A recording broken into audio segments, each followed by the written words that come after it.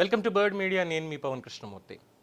ఒక 15-20 రోజుల క్రితం, అంటే ఇంకా 20 కూడా కాదు, ఇంకా ముందే దాదాపు ఒక నెల 15 రోజులు అవుతుంది అనుకుంటా, పాస్టర్ చింతాడ ఆనంద్కి సంబంధించి సుప్రీంకోర్టు ఇచ్చినటువంటి తీర్పు. ఎస్సీ ఎస్టీ అట్రాసిటీ కేసు పెట్టడానికి అసలు మీకేం అధికారం ఉంది? క్రిస్టియానిటీలో కుల వ్యవస్థ అనేది లేదు కదా, మీరు ఆల్రెడీ పాస్టర్ కింద ఉన్నారు, మీరు అసలు పెట్టడానికి మీకు అర్హత లేదా, అసలు పోలీసులు ఏం చేస్తున్నారు దీనికి అని చెప్పి చాలా క్లియర్గా తీర్పు ఇచ్చింది. ఆ తీర్పు తర్వాత జరుగుతున్నటువంటి పరిణామాలు ఇవన్నీ చూస్తున్నాం కదా. సరే, ఇప్పుడు ఆ తీర్పు మీద నిన్న రివ్యూ పిటిషన్ దాఖలు చేశారట. కొన్ని పాయింట్లను దాంట్లోంచి చాలా క్రోడీకరించి ఇప్పుడే వాళ్ళకి సంబంధించిన జాయింట్ యాక్షన్ కమిటీ, క్రైస్తవ జాయింట్ యాక్షన్ కమిటీ వాళ్ళు ఒక డాక్యుమెంట్ పంపించారు. మీడియా సభ్యులకు నమస్కారాలు, అందరికీ దైవాశీస్సులు. మేము ఆంధ్రప్రదేశ్ నుండి వచ్చాం. నా పేరు archbishop doctor Joshua Daniel Chegudi ఉరఫ్ అశోక్ బాబు. నేను క్రైస్తవ జాయింట్ యాక్షన్ కమిటీ CJAC జాతీయ అధ్యక్షుడిని. నా వెంట క్రైస్తవ జాయింట్ యాక్షన్ కమిటీ CJAC జాతీయ ఉపాధ్యక్షులు రెవరెండ్ చింతాడ ఆనంద్ కూడా ఉన్నారు. విషయం, ఆయన ఈ విషయంలో అపిలెంట్ ఈరోజు గౌరవప్రదమైన కోర్టులో స్వయంగా పిటిషనర్ లిఖితపూర్వక సమర్పణతో పాటు రివ్యూ పిటిషన్ కూడా దాఖలు చేయడం జరిగింది. ఏంటి అంటే, గౌరవ జస్టిస్ ప్రశాంత్ కుమార్ మిశ్రా మరియు రిటైర్డ్ జస్టిస్ DVSS సోమయాజులు ఆంధ్రప్రదేశ్లోని హైకోర్టులో 1 సంవత్సరం పాటు సహా ఉద్యోగులుగా పనిచేశారు. ప్రశాంత్ కుమార్ మిశ్రా గారు, DVSS సోమయాజులు, ఆయన రిటైర్ అయిపోయారు. సోమయాజులు గారు అయిపోయిన తర్వాత లాయర్ వృత్తి చేసుకుంటున్నారేమో. ఇంకా జడ్జిలు రిటైర్ అయిపోయిన తర్వాత ఏ వృత్తి చేసుకోకూడదు అన్నది లేదు కదా, అందులో అదేం లేదు కదా. సో ఇద్దరు అనేక జడ్జిమెంట్లు ఇచ్చి ఉండొచ్చు. దాదాపు 200 కేసుల్లో తీర్పులు ఇచ్చారు. ఫైన్, బాగానే ఉంది. రిటైర్డ్ జడ్జి సీనియర్ అడ్వకేట్ తన మాజీ సహోద్యోగి ముందు హాజరైనందుకు ఈ తీర్పు పక్షపాతంతో కూడుకున్నది అని మేము నమ్ముతున్నాం. ఈ పాయింట్ అండర్లైన్ చేసుకోండి. అంటే జడ్జిలకు ఉద్దేశాలు కూడా ఆపాదిస్తున్నారు. అంటే వాళ్ళ పక్షపాతంతో ప్రశాంత్ కుమార్ మిశ్రా అలాగే DVSS సోమయాజులు ఇద్దరు పక్షపాతంతో కూడినటువంటి తీర్పునిచ్చారు దీంట్లో అని. చట్టాన్ని అనుసరించి కాదుట. సెకండ్, దీనికి నిరూపణగా లిఖితపూర్వక సమర్పణల ప్రకారం కోర్టు వారు అన్ని వాదనలను అంగీకరించిందని రిటైర్డ్ జడ్జి ఒక జాతీయ మీడియా ఇంటర్వ్యూలో అంగీకరించారు. ఈ చర్య గౌరవనీయ సుప్రీంకోర్టు యొక్క నిబంధనలు మరియు పూర్వ తీర్పులను ఉల్లంఘించడమే. ఏ రకంగా? నో, అది చెప్పడానికి కూడా లేనటువంటి పరిస్థితి. ఆఫ్టర్ దట్ బదులుగా ఇందులో 26/8/25 నాటి విచారణకు సంబంధించి న్యాయమూర్తి పేరుంది. ఈ వ్యత్యాసం చట్టవిరుద్ధం. ఒక గౌరవనీయ రిటైర్డ్ జడ్జి సీనియర్ కౌన్సిల్గా వ్యవహరిస్తూ హైకోర్టు మరియు సుప్రీంకోర్టు రెండిట్లోనూ ఈ స్ట్రాంగ్ నెట్వర్క్ చట్ట విరుద్ధ కార్యకలాపాల వెనుక సూత్రధారిగా ఉన్నారట.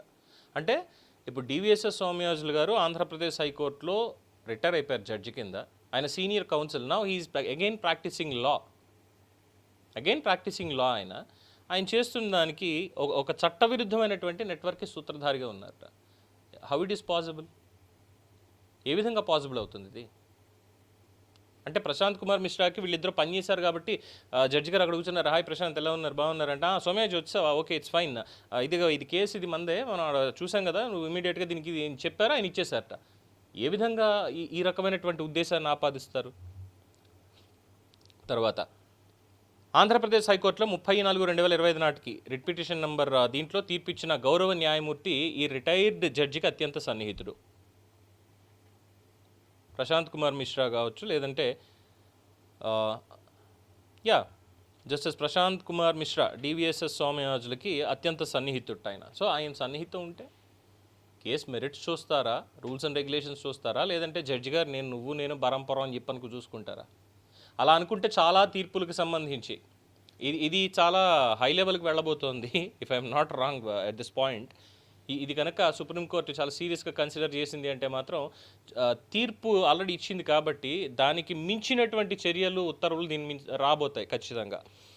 తర్వాత ఉమ్మడి హైకోర్టులో ఉన్నటువంటి వారి అనుబంధం, బహిరంగ ఆధారాలన్నీ కూడా, సుదీర్ఘ సన్నిహిత సంబంధాన్ని చూపించే ఆధారాలు సోషల్ మీడియాలో ఉన్నాయి. గౌరవ కోర్టు యొక్క ప్రొసీడింగ్స్ రికార్డులో గౌరవ ప్రశాంత్ కుమార్ మిశ్రా మరియు జస్టిస్ మన్మోహన్ పేర్లున్నాయి. అయితే గౌరవ జస్టిస్ అంజారియా పేరు లేదు. ఇది కోర్టు నిబంధనల ఉల్లంఘన. తర్వాత స్పెషల్ క్రైమ్ నెంబర్ దీనికి సంబంధించి కేసు కొట్టివేయబడింది మరియు తీర్పు రిజర్వ్ చేయబడింది అని కోర్టు మొదట బహిరంగంగా ప్రకటించింది. డాక్టర్ పగడాల ప్రవీణ్ కుమార్ వర్ధంతి సందర్భంగా హఠాత్తుగా 24/3/26న క్రిమినల్ అప్పీల్ నెంబర్ దీంట్లో లీవ్ గ్రాంటెడ్ అండ్ డిస్మిస్డ్ అంటూ తీర్పు వెలువడింది. అవును, కోర్టు బహిరంగంగా ప్రకటించింది, తీర్పు రిజర్వ్ చేసిందని. Court discretion. తర్వాత ప్రవీణ్ కుమార్ పగడాల జయంతి లేదంటే వర్ధంతో దానికి ఏంటి సంబంధం? అంటే కోర్టు ఫలానా రోజు పని చేయకూడదు, ఫలానా రోజు పని చేయాలి, ఆ రోజు ఎవరైనా పాస్టర్ గారు చచ్చిపోయారా, లేదంటే ఫలానా రోజు ఏమైనా పురోహితుడు చచ్చిపోయాడా, అంటే కేసు పూర్వాపరాలను బట్టి ఈ రోజు ఇస్తే ఇంత ఇంపాక్ట్ అవుతుంది కదా, అంటే మా ఉద్దేశం ఇదే అని వాళ్ళు ఏమైనా పెట్టుకుంటారా? ఈ లెక్కన గాంధీ జయంతి రోజున లేదంటే గాంధీ వర్ధంతి రోజున ఇచ్చిన తీర్పులన్నీ కూడా గాంధీ గారిని ఉద్దేశించి ఇచ్చినట్టుగానే భావించాల్సి వస్తుంది. తర్వాత ఒకే కేసు 2 సార్లు కొట్టివేయబడటం మాకు తీవ్ర దిగ్భ్రాంతిని కలిగించింది. ఇది కోర్టు నిబంధనలకు విరుద్ధం. ఈ తీర్పు రాజ్యాంగ విరుద్ధం, సహజ న్యాయ సూత్రాలకు వ్యతిరేకం. ఆర్టికల్ 13 ప్రకారం ఈ తీర్పు చెల్లదు. ఎన్నిసార్లు కోర్టులో ఆ కేసు వెళ్ళినా, ఒకటే కేసు పట్టుకుని వెళ్ళినా కోర్టు కొట్టేస్తుంది మెరిట్స్ చూసి. అది సహజ న్యాయ సూత్రానికి విరుద్ధం ఎలా అవుతుంది? ఏ విధంగా అవుతుంది? ఇప్పుడు ఎన్నో పబ్లిక్ ఇంట్రెస్ట్ లిటిగేషన్స్ వేస్తారు, చీవాట్లు పెట్టి పంపిస్తుంది కోర్టు. ఒకటే దాని మీద పదే పదే వెళ్తుంటే చివరాఖరికి జరిమానా వేసి అవసరమైతే జైలు శిక్ష కూడా వేస్తుంది. That's supreme court discretion. అది రాజ్యాంగ విరుద్ధం అని వాళ్ళకే చెప్తారు, రాజ్యాంగ ధర్మాసనానికి చెప్తే ఏమనాలి? ఆఫ్టర్ దట్ దీని మీద ఆ తీర్పు మీద రివ్యూ కోరుతున్నారు. ఎందుకంటే రికార్డులో స్పష్టమైనటువంటి లోపాలు, బెంచ్ ఏర్పాట్లో తీవ్ర వ్యత్యాసాలు ఉన్నాయి. కోర్టు మా న్యాయవాదికి పూర్తి వాదనలు వినిపించే అవకాశం ఇవ్వలేదు. రోజు జరిగినటువంటి వాదనలు ఆన్ రికార్డు ఉంటాయి. ఆ రికార్డు తీసి అందులో ఎవరు ఏం వాదించారు, ఏం చెప్పారు అన్నటువంటి చూపిస్తే అయిపోతుంది క్లియర్గా. ఇక తీర్పు ఇవ్వడంలో 6 నెలల 29 రోజుల ఆలస్యం కోర్టు నిబంధనను ఉల్లంఘించడమే. తీర్పు ఇవ్వడంలో ఇది కోర్టు నిబంధనను ఉల్లంఘించడమే అయితే ఆ లెక్కన తీర్పిచ్చుకుంటూ పోతే ఇమ్మీడియట్గా డెఫినెట్గా ఇప్పుడు వీళ్ళు ఏదైతే ఈ కేసు వేశారో ఇలాంటి కేసులు వేయడానికి కూడా హక్కు లేకుండా అయిపోయేది. ఆ రివ్యూలు జరుగుతున్నాయి, వెసులుబాటు ఇస్తుంది కాబట్టే ఒక రకంగా. At the same time justice delayed is justice denied అన్నారు. At the same time justice hurried is justice buried అని కూడా అన్నారు. ఆ సహజ న్యాయ సూత్రాన్ని ఎందుకు వీరు పరిగణలోకి తీసుకోలేదో తెలియట్లేదు. తర్వాత 2025 ఆగస్టులో లీవ్ మంజూరు చేసినట్టయితే దాదాపు 7 నెలల వరకు దాన్ని క్రిమినల్ అప్పీల్ నెంబర్గా ఎందుకు మార్చలేదు? చట్టవిరుద్ధం. ఎందుకు రివ్యూ వేయలేదు అప్పుడే? ఎందుకు మార్చలేదు అని అప్పుడే ఎందుకు పెట్టలేదు? After that SLP special leave petition కొట్టివేయబడిన 29 రోజుల తర్వాత ప్రతివాదులు లిఖితపూర్వక సమర్పణ దాఖలు చేశారు. ఇది నిబంధనలకు విరుద్ధం. ప్రతివాదులు సమర్పణలు దాఖలు చేసినప్పుడు ప్రత్యుత్తరం ఇవ్వడానికి అప్పీల్ ధరకు కాపీ ఇవ్వాల జరగలేదు. అప్పటికప్పుడే తీర్పు రావడానికి ముందే ఇన్ని జరిగినప్పుడు ప్రతి ఒక్కటి రికార్డ్ చేసి ఇమ్మీడియట్గా అక్కడే ఇవ్వాలి కదా. సో ఇలాగా ఇవన్నీ కూడా ఒక 10-30 పాయింట్లు పెట్టుకొని తర్వాత ఇంకోటి కూడా చెప్పారు దీంట్లో, కాజ్ లిస్ట్లో లేని కేసు మీద తీర్పు ఇవ్వడం నిబంధనలకు ఉల్లంఘన. అప్పీల్దారు జరిగిన గాయాలను హైకోర్టు మరియు సుప్రీంకోర్టు ధృవీకరించినప్పుడు కేసుని ఎలా కొట్టేస్తారు? ఆర్టికల్ 13 ప్రకారం 1950 ప్రెసిడెన్షియల్ ఆర్డర్ చెల్లదు మరియు రాజ్యాంగ విరుద్ధం. ప్రెసిడెన్షియల్ ఆర్డర్ చెల్లదా? మరి డాక్టర్ బాబాసాహెబ్ అంబేద్కర్ గారు ప్రెసిడెన్షియల్ ఆర్డర్ ఆయన న్యాయశాఖ మంత్రిగా ఉన్నప్పుడే వచ్చింది కదా, మరి ఎందుకు దాన్ని ఆయన ఆమోదించారు? దానికి ఏమైనా సమాధానం చెప్తారా? లేదంటే ఇప్పుడు బాబాసాహెబ్ ఆత్మను ఏమైనా రప్పించాలా కోర్టుకి? ఆయన న్యాయమంత్రిగా ఉన్నప్పుడే మొత్తం దానికి సంబంధించినటువంటి రివ్యూస్ ఇవన్నీ కూడా చాలా క్లియర్ కట్గా జరిగి ఆ తర్వాత ఆయన మొత్తం దాన్ని అప్రూవ్ చేసిన తర్వాత రాజీనామా చేశారు మంత్రిగా. అప్రూవ్ చేసిన తర్వాత చెయ్యకుండా ఉంటే అప్పుడు చేసి ఉండేవాళ్ళగా దీనికి నేను విరుద్ధం అని చెప్పి ప్రెసిడెన్షియల్ ఆర్డర్కి ఆయన ఎందుకు మళ్ళీ రికమెండ్ చేస్తారు? అది చూసుకోబడలా. అదొకటి. తర్వాత 1950 ఆర్డర్ ప్రకారం ఎస్సీల మత మార్పిడికి సంబంధించిన ఆధారాలు ప్రభుత్వ రికార్డులో ఉండాలని కోర్టు పేర్కొంది. 50 నాటి ప్రెసిడెన్షియల్ ఆర్డర్కు లోక్సభ లేదా రాజ్యసభ నుండి ఎప్పుడు చట్టపరమైన ఆమోదం లభించలేదు. మరి ఆ రోజు అంబేద్కర్ గారు ఏం చేస్తున్నారు? ఇప్పుడు మాట్లాడితే జై భీమ్ అని అంబేద్కర్ అని పట్టుకుని వచ్చేస్తారు కదా, మరి ఆయన ఏం చేశారు అప్పుడు? భారత ప్రెసిడెంట్ ఆర్డర్నే లెక్క చేయట్లేదు అంటున్నారు వీళ్ళు, ఇప్పుడు చెల్లదంటున్నారు అని. మరి ఆ లెక్కన ఏదైతే రూల్స్ ఉన్నాయో ఆ రూల్స్ కూడా చెల్లకపోవడానికి ఏమైనా ఉందా రిలేషను? ఇప్పుడు ఏదైతే మా దృష్టిలో మా విషయంలో ఇవి కుదరవు అని ఇప్పుడు అంటున్నారు, మరి రాజ్యాంగం రాసినప్పుడు ఎందుకు పెట్టారు అవి తెలీదా? ఆ తర్వాత దీంట్లో ప్రాథమిక హక్కుల్ని ఆర్టికల్ 14, 15, 21 నుంచి 25 నుండి 28 వరకు ఉన్న వాటిని ఉల్లంఘించకూడదు చెల్లుబాటు కావాలంటే. తర్వాత 1984 నుండి 26 వరకు ఒక వ్యక్తి తన మతాన్ని మార్చుకున్నప్పటికీ వాళ్ళ కులం మారదు అని న్యాయ వ్యవస్థ స్థిరంగా చెప్తోంది. ఎందుకు అంటే కులం పుట్టుకతో నిర్ణయించబడిందని 32వ పాయింట్లో ఒక కేసును ఉదాహరించారు. కైలాష్ సోంకర్ వర్సెస్ మాయాదేవి 1984. ఒక వ్యక్తి మరో మతంలోకి మారినప్పుడు వారి పుట్టిన కులం పూర్తిగా అంతరించిపోదు. ఫైన్, అది సుప్త స్థితిలో ఉంటుంది, హైబర్నేషన్లో ఉంటుంది, దీర్ఘ సుషుప్తి అంటాం కదా, పోలార్ బేర్స్ పడుకుంటాయి కదండి 6 నెలలు, అలాగా సుషుప్తిలో ఉంటుందన్నమాట. అంటే నేను మతం మారిపోయినా నా కులం అనేది అంతర్లీనంగా ఉండిపోతుంది. లెక్కల ప్రకారం పట్టించుకున్నా పట్టించుకోకపోయినా మళ్ళీ ఎప్పుడు దానికి కన్సిడరేషన్ వస్తుంది అంటే స్వధర్మానికి తిరిగి వచ్చినప్పుడు మాత్రమే ఆ పాత కుల గుర్తింపు పునరుద్ధరించబడుతుంది. ఇంకొకటి కూడా మెన్షన్ చేశారు, మతం మారిన తర్వాత కూడా కులానికి సంబంధించిన సామాజిక మరియు ఆర్థిక వెనుకబాటుతనం కొనసాగుతుందని సుప్రీంకోర్టు కూడా గమనించింది. They have observed it. అది ఒకటైతే పైన ఇచ్చినటువంటి కైలాష్ సోంకర్ వర్సెస్ మాయాదేవి 1984లో ఇచ్చినటువంటి కేసులో కులం ఇంకా బతికే ఉంటుంది. ఎప్పుడు ఒక మతం నుంచి వేరే మతం మారినప్పటికీ మళ్ళీ అది రివైవ్ అవ్వాలి అంటే, ఆ పాత కుల గుర్తింపు మళ్ళీ కావాలి అంటే మళ్ళీ స్వధర్మంలోకి తిరిగి రావాలి, ఘర్ వాపసి అవ్వాలి. హౌ ఇట్ ఈస్ పాసిబుల్ అంటే ఇప్పుడు ఇది ఎస్సీ ఎస్టీ అట్రాసిటీ కేసుకి సంబంధించి పెట్టారు కాబట్టి యాజ్ ఎ క్రిస్టియన్, అంటే మతం మారినటువంటి క్రిస్టియన్, ఒక ఎస్సీ మతం మారితే ఎస్సీ ఎస్టీ అట్రాసిటీ ఆ పవర్ అనేది కోల్పోతారు, ఆ రిజర్వేషన్ అనేది కోల్పోతారని సుప్రీంకోర్టు తీర్పిచ్చింది, కుల వ్యవస్థ లేదు అని. మళ్ళీ ఇప్పుడు ఒకవేళ అదే అట్రాసిటీ కేసు పెట్టాలి అంటే ఇప్పుడు ఏదైతే చింతాడ ఆనంద్ అనేటువంటి వ్యక్తి ఉన్నారో ఆ రెవరెండ్ అనేటువంటిది వదిలేసుకుని నేను హిందువు అయినటువంటి SC Mala or Madiga or subcaste whatever it may be అయినటువంటి చింతాడ ఆనంద్ అనే నేను హిందువుని కాబట్టి నా మీద కుల వివక్ష జరిగిందని పెడితే అప్పుడు ఆయనకి మళ్ళీ ఆ SC ST atrocity case power అనేది వర్తిస్తుంది. ఇది చాలా క్లియర్గా చెప్పున్నారు. అయినా సరే దీని మీద మళ్ళీ రివ్యూ పిటిషన్కి వెళ్ళడం. అప్పీల్దారు యొక్క ఎస్సీ కుల ధృవీకరణ పత్రం రెవెన్యూ అధికారులచే ఎప్పుడు రద్దు చేయబడలేదు మరియు అది చెల్లుబాటులో ఉంది. How it is possible as per the constitution BCC certificate issue అవ్వాలి, మరి ఎస్సీ ఎలా ఉంటుంది ఆయనకి? వాళ్ళు చేయలేదుట. అంటే ఇక్కడ ఇంకోటి కూడా ఏం చెప్తున్నారంటే ఇప్పుడు మరి ఇలా ఉంది కాబట్టి ఏం చేయాలంటే స్పష్టమైనటువంటి ఆర్డర్, అంటే చెప్పాం కదా ఇందాక సుప్రీంకోర్టు ఇంకా క్లియర్ గైడ్లైన్స్ ఇస్తుంది అని, మొత్తం ఈ రికార్డ్స్ అన్ని ఇప్పుడు క్లియర్ చేయండి, మళ్ళీ బీసీసీ అనేది ఇచ్చారా లేదా అనేది మెన్షన్ చేయండి అని చెప్పి రెవెన్యూ రికార్డ్స్లో సైతం దాన్ని పెడతారు. ఈ మధ్యలో రోడ్డు ఎక్కినా ఏం చేసినా కానీ, ఎందుకంటే వేరే దేశాలు తీసుకోండి, అక్కడ ఏ విధంగా ఉన్నాయి రూల్స్ అండ్ రెగ్యులేషన్స్, మరి భారతదేశం దగ్గరకు వచ్చేసరికి మాత్రం, ఎందుకంటే ప్రపంచంలో మిగిలి ఉన్నటువంటి ఈవెన్ రాజ్యాంగంలో సెక్యులర్ అని పేరు పెట్టినప్పటికీ కూడా ఇది హిందూ దేశమే, ఇది హిందూ సనాతన ధర్మానికి సంబంధించినటువంటి మిగిలిన ఏకైక దేశం. దాన్ని ఎవ్వరూ అసలు కాదు అనడానికి లేదు అనడానికి నో చాయిస్.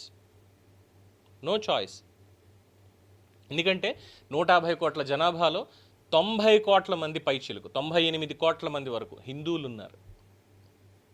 మెజారిటీని చూస్తారా, మైనారిటీని చూస్తారా? మైనారిటీలు ఉన్నప్పుడు మైనారిటీ హక్కులకి భంగం కలగకుండా వాళ్ళని సెక్యూర్ చేసుకోవాలి. పరధర్మం మీద గౌరవం ఉండడం. మరి స్వధర్మం ఏం చేయాలి? అబ్బే లేదు, స్వధర్మం అంటూ లేదు, కేవలం పరధర్మానికి సంబంధించినటువంటిది అనేది ఏమైనా ఇందులో మెన్షన్ చేయాలా? అదొక పాయింట్. తర్వాత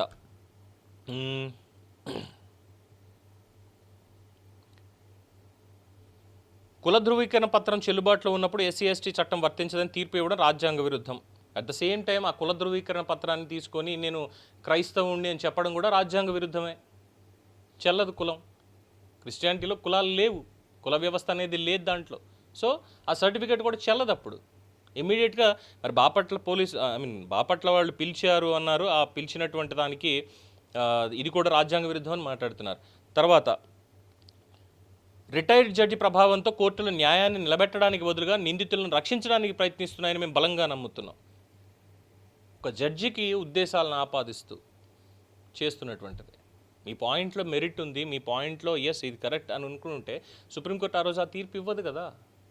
కాన్స్టిట్యూషనల్ ఎఫెక్ట్ అదెందుకు అర్థం కాలేదు వీళ్ళకి, నాకు తెలియదు. ఆఫ్టర్ దట్ గౌరవనీయ రిటైర్డ్ జడ్జి మరియు సీనియర్ కౌన్సిల్ తమ విలేకరుల సమావేశాన్ని నిర్వహించిన అదే వేదికపై మేము ఈ విలేకరుల సమావేశాన్ని నిర్వహిస్తున్నాం. వారి తెర వెనుక కార్యకలాపాలను మేము తగిన ఆధారాలతో బయట పెట్టాం. ఏం పెట్టారు ఆధారాలు? ఓ కోర్టులో కలిసి పనిచేశారని చెప్పి కావాలని వాళ్ళిద్దరు కూడబలుక్కుని తీర్పిచ్చేశారని ఎలిగేషన్ వేశారు. ఈ ఎలిగేషన్కి రేపు పొద్దున్న కోర్టు శిక్ష వేస్తే మాట్లాడకుండా లోపలికి వెళ్లాల్సి వస్తుంది. తర్వాత మాకు మరియు మా కుటుంబాలకు ప్రాణాలకి ముప్పు ఉంది. యాజ్ అ జర్నలిస్ట్ కింద ఇవన్నీ చెప్తున్నందుకు నాకు కూడా నా ప్రాణాలకి లేదంటే నా పరువుకు ముప్పు ఉందండి. గౌరవ సుప్రీంకోర్టు వారు దీన్ని కూడా కన్సిడర్లోకి తీసుకోవాలి.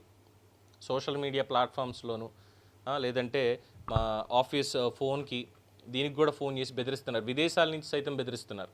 మరి మాకు కూడా ముప్పు ఉన్నట్టు ఇలాంటి వార్తలు చదువుతున్నందుకు, ఎక్స్ప్లెయిన్ చేస్తున్నందుకు మరి దానికి ఏం చేయాలో తెలియట్లేదు. రివ్యూ పిటిషన్లో పేర్కొన్న వారు అధికారులను ప్రభావితం చేయడానికి ప్రయత్నిస్తున్నారు, మాపై తప్పుడు కేసులు పెట్టడానికి ప్రయత్నిస్తున్నారు. కేసు పెట్టండి, మా మీద తప్పుడు కేసులు పెడుతున్నారని కేసు పెట్టండి. మా ప్రాణాలకు, నాకు, నా కుటుంబానికి మరియు ఈ న్యాయ పోరాటంలో మన వెనక నిలబడిన వారికి తీవ్రమైన ప్రాణాపాయం ఉందని మేము మీడియా ముందుకు వచ్చి తెలియజేసుకుంటున్నాం. ఏదైనా భౌతిక దాడులు జరిగితే రివ్యూ పిటిషన్లో పేర్కొన్న వ్యక్తులే బాధ్యత వహించాలి. మీ సమయానికి అందరికీ ధన్యవాదాలు, న్యాయం గెలుస్తుందని ఆశిస్తున్నాం. భవదీయులు ఇది అందులో రాదు, సిన్సియర్లీ అని ఇతర పెడతారు, ఎందుకంటే భవదీయులు అనేటువంటి దాన్ని ఎక్కడ వాడతాం మనకు తెలుసు కాబట్టి.